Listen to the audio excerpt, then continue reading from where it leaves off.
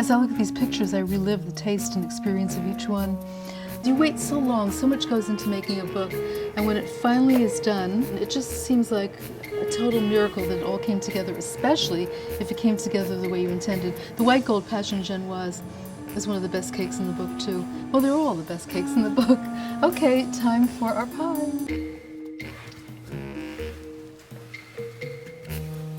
We're really there now, because everywhere it's the same thickness. I love that. Because it makes it so easy to work with, and it's so beautiful. And when something is beautiful, you just feel good about it. At least that's what works for me.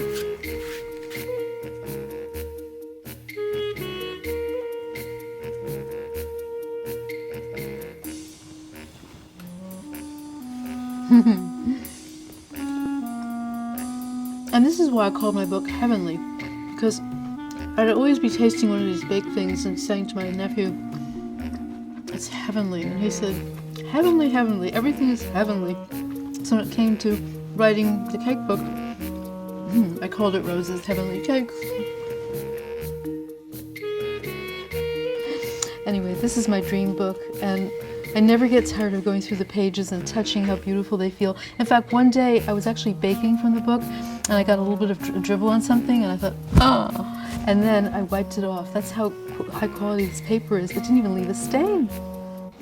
Messy can look good when that mess is chocolate. Somebody asked me in one of these web interviews if I can bake well if I'm not in a good mood. I said, but baking puts me in a good mood, so it's like an oxymoron of a question.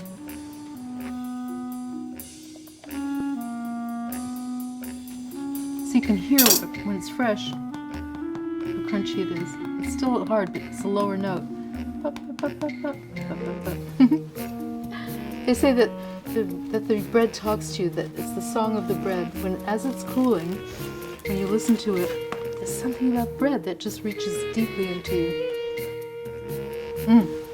Love it. How do you cut a chocolate cake?